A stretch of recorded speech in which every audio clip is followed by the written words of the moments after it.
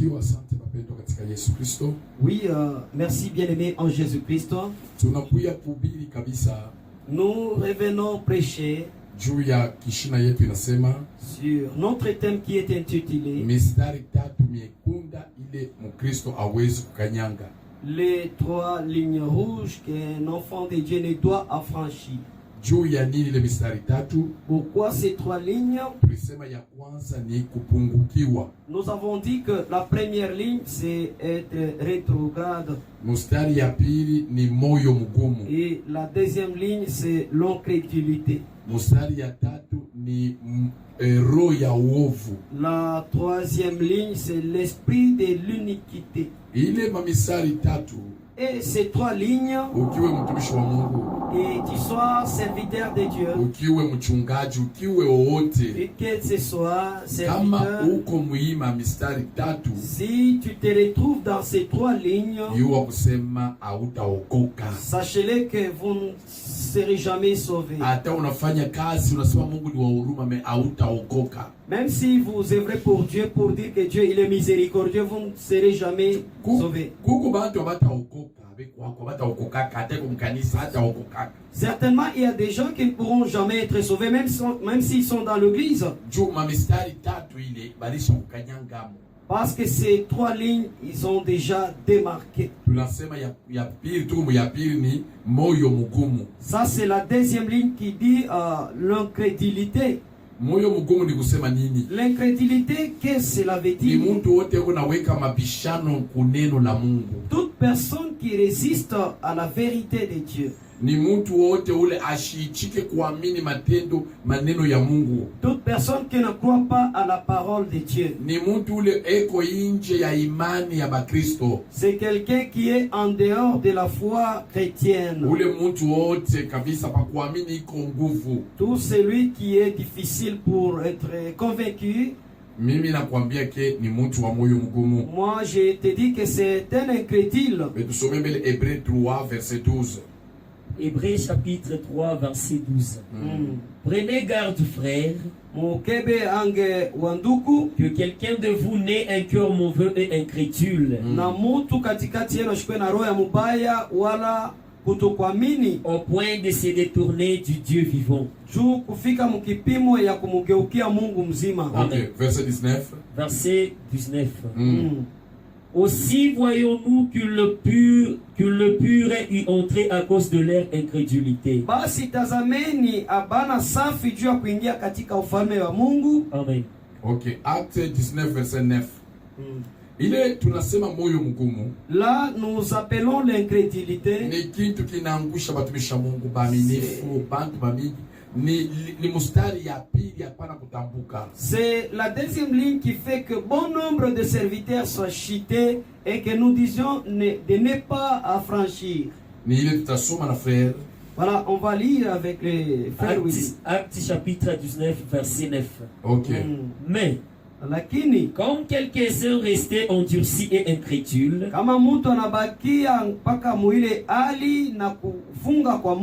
de criant devant la multitude la voix du Seigneur, il se retira d'eux, sépara les disciples et enseigna chaque jour dans l'école d'un nommé Tyrannus. Sio mtu wa moyo mgumu. Un incrédule. Tusome tena Psalm 53 verset 1 à 4. Unajua wakati tuko. Vous savez les moments où nous sommes. Ni kizazi kibaya. C'est une mauvaise génération. Une génération des incrédules. Aussi des hommes pervers. Dieu a refusé que les incrédules, surtout un incrédule,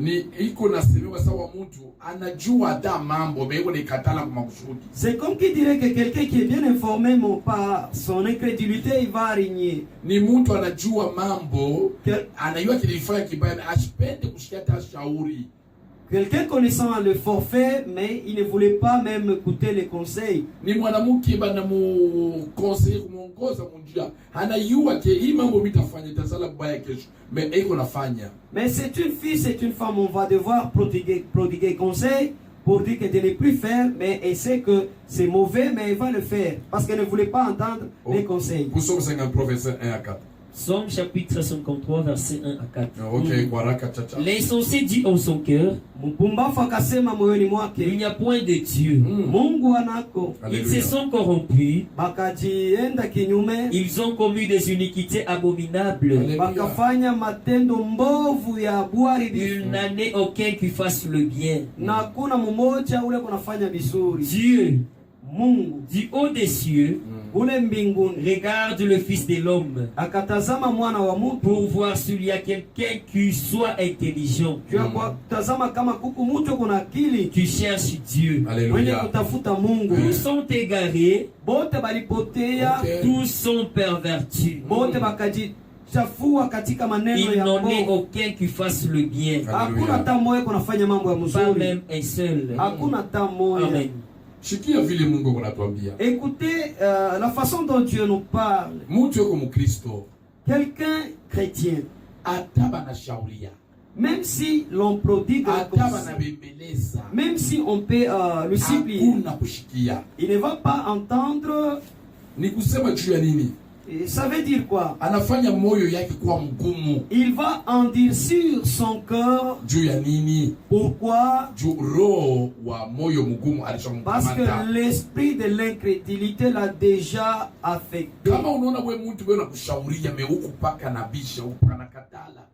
Si tu vois que toi, un homme en train de te prodiguer des conseils et que tu résistes toujours, tu es un chrétien mais en train de faire des choses qui sont contraires à la parole de Dieu. Tu es un serviteur de Dieu, mais tu sais que ce que tu es en train de faire, c'est mauvais. Dieu est contre avec les incrédules. Et si vous êtes un incrédule, vous faites le péché sciemment. Vous faites des choses à l'encontre de la parole de Dieu. Vous devez le savoir que vous ne serez jamais sauvés. Mais aussi, il y a des gens qui ne pourront jamais être sauvés. Matthieu 17, verset 17. Amen. Matthieu chapitre 17, verset 17. Race incrédule et perverse. Répondit Jésus. Jusqu'à quand serai-je avec vous? Jusqu'à quand vous supporterai-je? Amenez-les-moi ici. C'était les disciples. Oui, c'était avec Jésus tout le temps. Ils ont été enseignés tout le temps. Mais ils n'ont pas pu chasser le démon. Jésus leur dit, race des incrédules, des gens pervers. Jusqu'à quand serais-tu avec moi que vous ne parvenez pas à changer? Vous n'allez pas grandir. Oh, oui, bien aimé. Un incrédule, nous ne pouvons pas l'appeler que c'est un païen. Un païen, c'est celui qui n'est pas encore pris de décision. Dieu, il a pris qu'un incrédule en train de l'enseigner à travers le créature sur la nature. Il va lui dire, ne savez-vous pas que même la nature nous enseigne-t-elle? La deuxième des choses que Dieu est en train de dresser qu'un incrédule, c'est sa propre conscience. Sa conscience lui reproche de lui dire que ce que tu fais c'est mauvais. Mais il va persister dans sa même position pour qu'il gagne, pour qu'il y ait des honneurs, pour qu'on les reconnaisse. Mais il reconnaît que même si l'on peut prodiguer un conseil, il va toujours régner. C'est un incrédule. C'est la ligne rouge laquelle tu demandes. vous ne serez jamais sauvés. Ninakwambia kweli. Là, je t'informe certainement. Tusome Romains 1 verset 18 à 21. Lucas 21.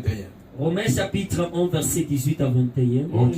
La colère de Dieu se révèle du ciel contre toute impiété et toute injustice. Kasirani ya Mungu kunalamuka kumbingu juu ya hali yote isiyo kumpendeza Mungu. Des hommes qui tiennent injustement la vérité captive. Na pale bantu beko na bamba ukweli banaikeuza. Verset 21. Puisque ayant connu Dieu, ils ne l'ont point glorifié comme Dieu et ne lui ont point rendu grâce, mais ils se sont égarés dans leurs pensées, de leur cœur sans intelligence a été plongé dans les ténèbres. Amen. Amen. Amen. Vous suivez l'écriture.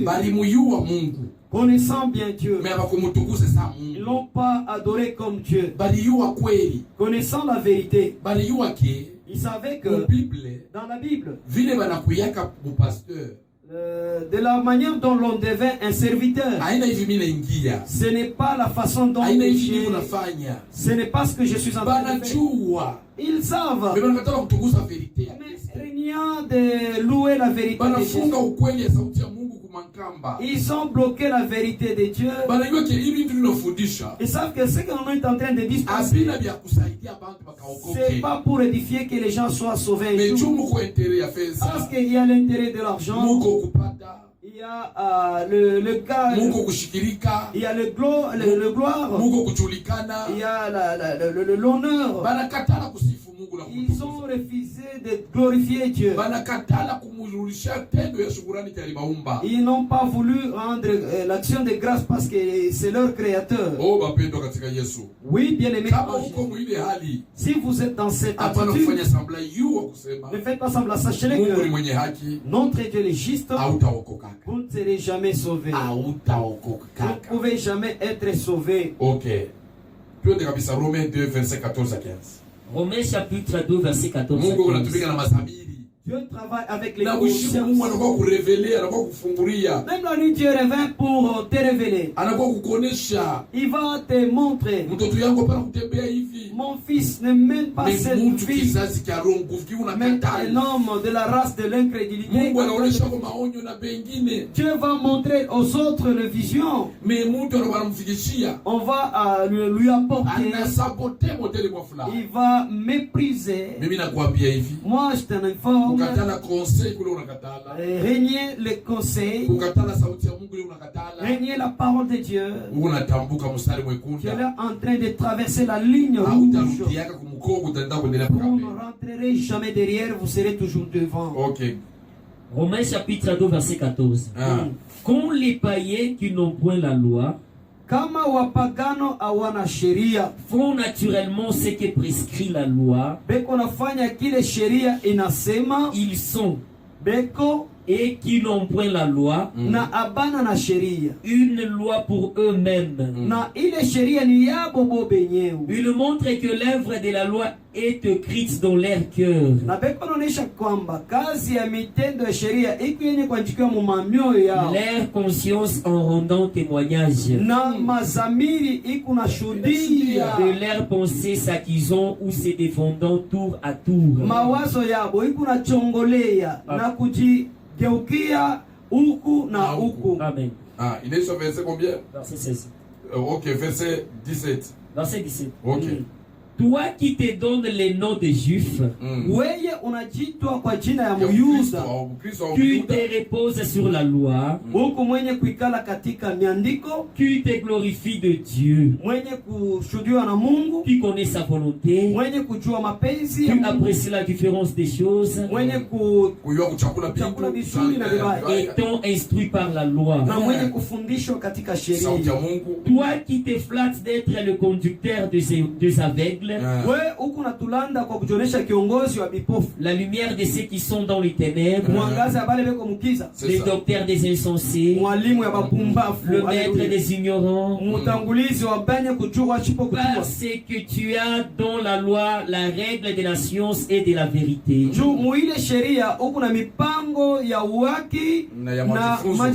Toi donc, tu enseignes les autres. Tu ne t'enseignes pas toi-même. Toi qui prêches de ne pas dérober, tu dérobes.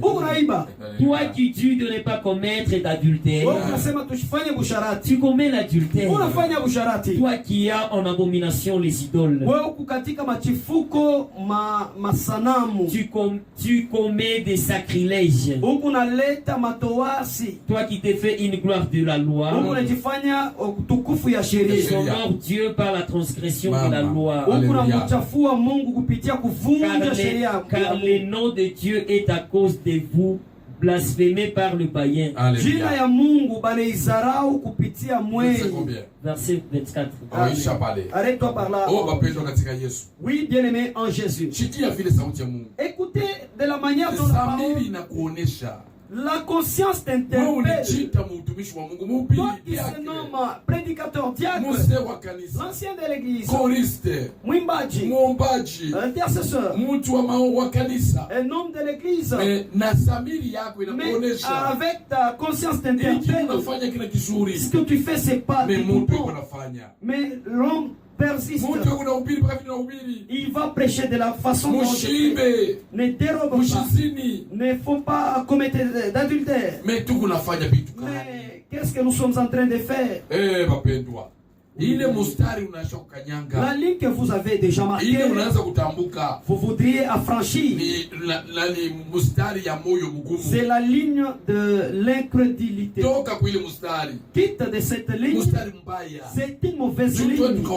Pour que nous parvenions à être sauvés, nous devons écouter la parole de Dieu. Alléluia. Amen. Écoutez, bien-aimés. Vous savez, les hommes,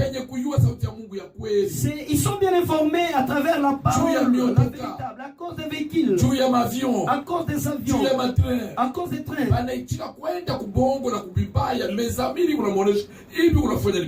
Ils acceptent de s'abandonner, d'abandonner la véritable parole, mais leur conscience est en train d'interpeller que ce que vous faites, c'est pas bon, c'est mauvais. Ils connaissent. Mais ils interdisent aux autres de ne pas le faire. Mais à leur tour, ils vont le faire. Oh, bien-aimé en Jésus. Tout acte que nous faisons, il n'y aura jamais pardon devant notre Dieu. Il n'y aura jamais excuse devant notre Dieu. Parce que vous avez affranchi la première ligne de la chute. Vous avez rétrogradé. Vous avez été rétrogradé. Au lieu de rentrer pour se repentir, vous allez ajouter la deuxième ligne, l'incrédulité. Laissez, bien-aimé, écoutez 2 Timothée chapitre 3, verset 16 à 17. 2 Timothée chapitre 3 verset 16 à 17. Ok. Toute écriture est inspirée de Dieu et utile pour enseigner, pour convaincre, pour corriger, pour instruire dans la justice, afin que l'homme de Dieu soit accompli et propre à toute bonne œuvre. Amen. Écoutez, la parole de Dieu vous informe qu'abandonne les mauvaises lignes. Il ne faut pas traverser la ligne de rétrograde. Il ne faut pas traverser la ligne des incrédules. Il n'y aura jamais du pardon. Ils se sont contournés de Dieu. Ils étaient dans le royaume de Dieu. vous étiez dans le pourtour et que vous faites votre entrée dans l'évangélisation, vous faites entrer dans le groupe d'évangélisation, et demain vous devenez qu'un pasteur, vous devenez un diacre, vous devenez un évangéliste, vous devenez un enseignant, bishop. Tout ça ce n'est rien. Le problème c'est de toi d'examiner, as-tu déjà traversé les 2 lignes pour aller à côté? Parce que si vous êtes à côté, même si vous pouvez être appelé bishop, même si on peut vous appeler apôtre, docteur, prophète, ce n'est rien. Vous ne serez jamais sauvé. Regarde, j'ai déjà affranchi ces 2 lignes, ou soit ces 3 lignes, parce que le diable, lorsqu'il avait affranchi toutes ces 3 lignes, Dieu l'avait chassé. Il n'était pas rentré pour être sauvé. Et bon nombre de gens, ils ont déjà affranchi toutes les 3 lignes du salut. Moi je te dis, Dieu va te chasser. Tu ne seras jamais sauvé. Bien que vous pouvez travailler, voilà, cette écriture nous interpelle. Bon nombre de gens diront, oh Seigneur, Seigneur, nous t'avons servi. Nous t'avons servi. Oui, bien-aimé en Jésus. Et notre Dieu vous bénisse. Romains 1, verset 20. Alléluia. Romains chapitre 1, verset 27. Okay. En effet, la perfection invisible de Dieu, sa puissance éternelle et sa divinité, se voient comme à l'œil depuis la création du monde. Quand on les considère dans ses ouvrages, ils sont donc inexcusables. Alléluia. C'est inexcusable, s'il faut le dire. Romains 2, verset 1. Romains chapitre 2, verset 1. Amen. Ô homme, qui que tu sois, toi qui juges, tu es donc inexcusable. Car en jugeant les autres, tu te condamnes toi-même. C'est toi qui juges, tu fais la même chose. Alléluia. Tu fais toujours la même chose. Mais ce que tu prêches, c'est toujours le sacrifice. Ce que tu annonces aux gens, c'est là qu'on nous retrouve encore. Voilà les histoires des femmes d'autrui. Voilà, nous nous succombons toujours. Tu es en train de dire, toi qui juges les autres, tu leur dis de ne pas suivre les femmes d'autrui. Voilà, on te retrouve là-bas. Romains 3, verset 19. Romains chapitre 3, verset 19. Or, nous savons que tout ce que tu la loi, elle le dit à ceux qui sont sous la loi, afin que toute bouche soit fermée et que tout le monde soit reconnu coupable devant Dieu. Amen. Alléluia. Écoutez Dieu, bien-aimé en Jésus, le Dieu de toutes ces personnes, en train de nous chercher, nous les chrétiens, qu'on ne parvient pas à franchir toutes ces 3 lignes. Parce que toutes ces religions qui ne connaissent pas Jésus, ils ne pourront jamais être sauvés. Alors nous les chrétiens, tous ces chrétiens qui sont déjà à traverser toutes ces 3 lignes du salut, ils sont des rétrogrades, ils sont devenus des incrédules, ils sont devenus des gens qui ont l'esprit de l'uniquité. C'est très mauvais. Tu ne peux jamais être sauvé bien que tu peux fournir des efforts. Parce que bon nombre de gens aujourd'hui, et ils pensent que avoir Dieu c'est être véhiculé. Avoir Dieu c'est néanmoins que tu sois bailleur aussi de buildings. Ce n'est pas dans les royaumes de Dieu. Ça ce sont des choses vides. Voilà, les salis c'est autre chose. Moi je t'appelle enlève l'esprit d'incrédulité, enlève l'esprit d'incrédulité. Dieu t'aime, il a besoin de toi. Faut pas franchir toutes ces trois lignes. Réveille. Quand diable avait affranchi toutes ces trois lignes, Dieu l'avait refusé catégoriquement pour toujours et ne sera jamais sauvé. Et si tu le traversais ces trois lignes, tu dois savoir que vous ne pouvez jamais être sauvé. Ok, Jean 3, verset 19 à 20. Jean chapitre 3, verset 19 à 20. Et ces jugements, c'est qui est la lumière étant venue dans les mondes, les hommes ont préféré les ténèbres à la lumière, parce que leurs œuvres étaient mauvaises. Car quiconque fait le mal aime la lumière, et ne vient point à la lumière, de peur que ses œuvres ne soient dévoilé. Mais celui qui agit selon la vérité vient à la lumière, afin que ses œuvres soient manifestées, parce qu'elles sont faites en Dieu. Amen. Pour racheter le temps, toute mauvaise œuvre, tout ce que tu pratiques, sachez que ça te fait que tu traverses toutes ces trois lignes. Moi, je t'invite ici. Je t'invite pour la parole de Dieu. Il y a les incrédules.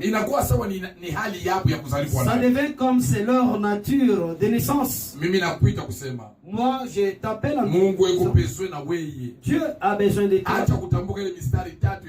De ne pas traverser ces trois lignes de la démarcation. Oh, oui, bien-aimé. 1 Corinthiens 2, verset 14. Amen. 1 Corinthiens chapitre 2, verset 14. Ok. Mais l'homme animal ne reçoit pas les choses de l'Esprit de Dieu, car elles sont une folie pour lui. Et il ne peut les connaître, parce que c'est spirituellement qu'on en juge. Vous savez, non? Même si excommunié à l'église, il va supporter. Néanmoins que si vous êtes l'élu, si vous n'avez pas été appelé intérieurement, l'esprit d'incrédulité va te dire tu as eu pour que tu sois réduit. Qui sont-ils? Est-ce qu'ils sont parfaits? Ça va te révolter. Pourquoi? Bien-aimé en Jésus, Jésus est venu pour les hommes. Il est venu pour les hommes. Ils n'ont pas reconnu. Et beaucoup de gens, ils seront perdus parce qu'ils ont refusé de ne pas accepter la parole de Dieu. Et ils font la totalité de tout le monde dans ce monde. Mais dans le temps de Noé, Dieu a tué tout le monde, s'il faut le dire. Il avait néanmoins que laissé 8. Oui, bien-aimé en Jésus. Pour racheter un peu le temps. 2 Corinthiens 4, verset 4. Je t'invite, bien-aimé en Jésus. Les gens qui ont régné la parole de Dieu. D'après Jean 1, verset 11. Il est venu chez eux. Chez les siens. Les siens l'ont régné. Ils l'ont rejeté. Il est venu chez eux. Ils n'ont pas pu kuheshimia. Il dit ceci. Je suis venu chez nous. Un prophète n'a pas méprisé chez eux. Il a été méprisé chez eux. 2 Corinthiens chapitre 4, verset 4. Pour les incrédules, dont le Dieu de ce siècle a aveuglé l'intelligence, afin qu'ils ne vissent pas briller la splendeur de l'évangile de la gloire de Christ. mumaisha Tu yao. es l'image de Dieu. Iko picha ya Mungu. Amen. Juu kwa bale à ceux à ceux des incrédules, il n'y a aucune solution. Il n'y a aucune solution. Mungu anajua faiblesse ya kila mtu. Dieu connaît la faiblesse de tout le monde. Mungu anajua nani uregevu wa kila hali ya muumbaji wetu. Dieu connaît notre faiblesse de la création. Mais yeye anapenda kutusaidia tuwe nous aider pour qu'on quitte cette position. Yeye anapenda tuongezee nguvu tuweze. Pour nous ajouter encore la force. Mais watoto ya Mungu wanakatala kulekelea sauti. Mais les fils de Dieu l'ont renié de ne pas supporter la parole de Dieu. Ça vile tuko ku chaîne. Comme nous sommes à la chaîne. C'est à la télévision, c'est difficile de continuer avec les minutes. Nous disons à notre technicien Nathan Chiaz, Dieu merci Matondo, leur staff, Dieu merci Matondo, Donatien, kabisa na frère, y compris le frère Willy, vraiment c'est notre staff technique et notre Dieu vous bénisse. Amen.